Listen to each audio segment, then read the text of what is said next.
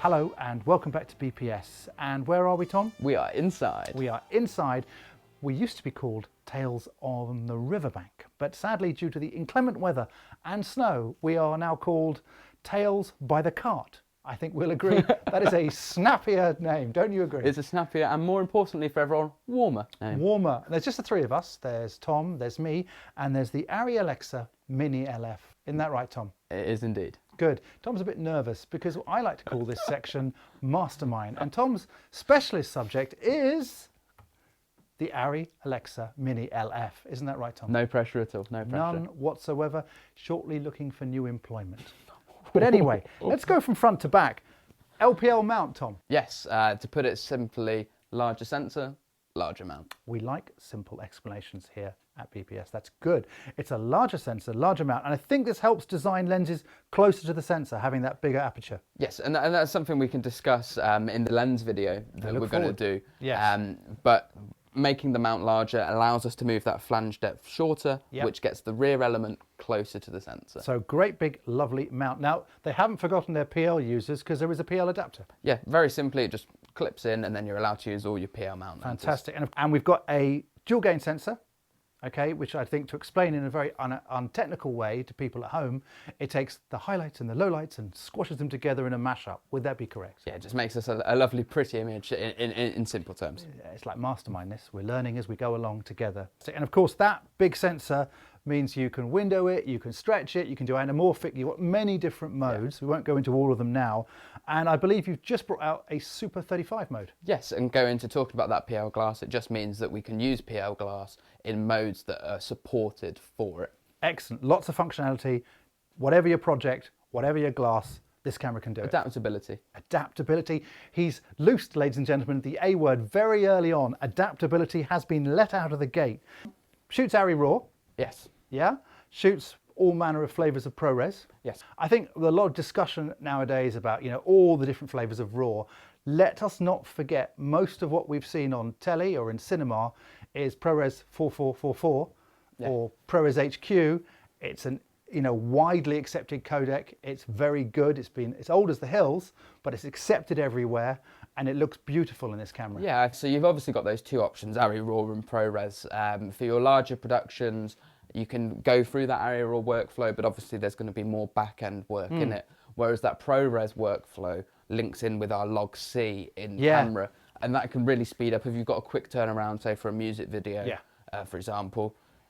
That again, speed, I think we keep on saying speed, but I think that's really important, is that depending on the environment you're in, if you do need a quick turnaround, the ProRes options are really good for you. And it has to be said that the ProRes looks absolutely beautiful, as you would expect and hope for out of these cameras. We did some shooting outside earlier in the week when it wasn't perhaps as bleak as it is now. And one of the things that struck me was just how your Rec 709 LUT went straight on, and it looked absolutely gorgeous. Yeah, and what's really good with those LUTs is, so you'll still shoot log C, but say for example you do bring it into Premiere, you'll have that LUT there ready for you. So you can just click on that. You can just click it in and out, or if you want to, if you're happy with it, stay with it. And obviously you can build the LUT, like if you're doing a single feature or something, you can design your LUT at the beginning, load it up, and either apply it or keep it and just flick it in and out. Yeah, so that's really good. That's a really good thing to mention, actually, that with any LUT, you can pre-build a LUT beforehand, and you can actually choose which monitors, which SDI feed that LUT's going out of, but you can also toggle whether you want to see that or not. See, I like that. It's about so much more than just the box, if I may say so, than the camera, these cameras. It's the whole workflow.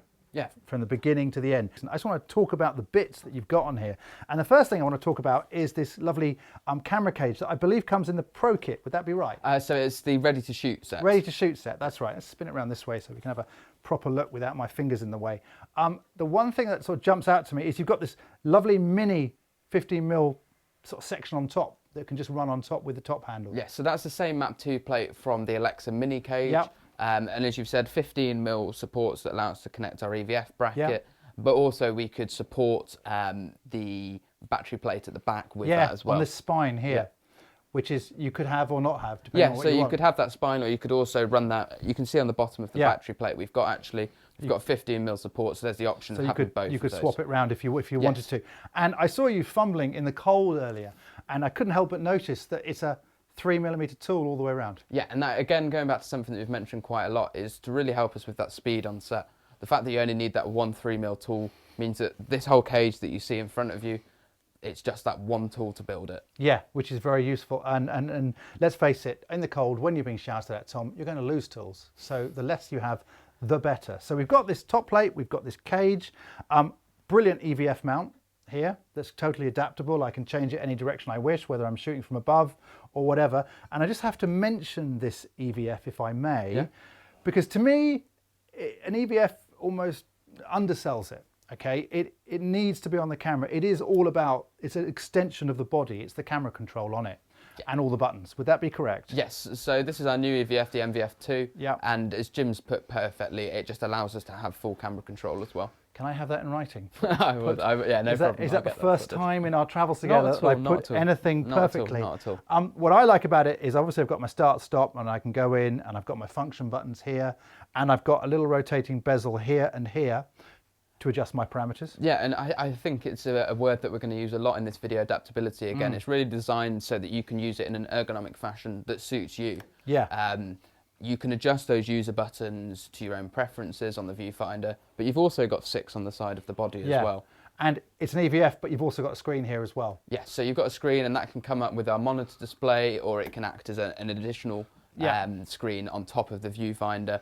So again, really just adapting that to the situation that you want to use it in. I like that. So it's far more than just an EVF. It is an extension of the body and also the control that is on the body. Now, just going to look at the buttons on the sides here, we've obviously got our start, stop, but we've got our NDs and more function buttons here as well. Yeah, so those, we used them for NDs earlier, but you can adapt those function buttons to whatever you want. So if you wanted to make one of them waveforms or whatever, you can do that. Yeah, so if you're doing a lot of shoulder mounted work, you can completely customize that. So it's just here and you can tap away on it to your heart's content. It's something that we've discussed already, that even though the camera is made to be used as part of a camera team, really with a bit of time you can set it up to be a self-shooter with it. You can be a selfish solo shooter and do exactly what you want while leaving your camera team probably in the warmth somewhere else. While we're here, I can't help but be drawn to this quick release underneath here. Yes, I can show that so this is our new plate that just goes onto a dovetail, but talking about usability, you can still slide it on front and back, but you can also quick release it off. So you can slide the camera up and down depending on the weight of your lens. And what's good, we can see this little blue button on the bottom of the plate.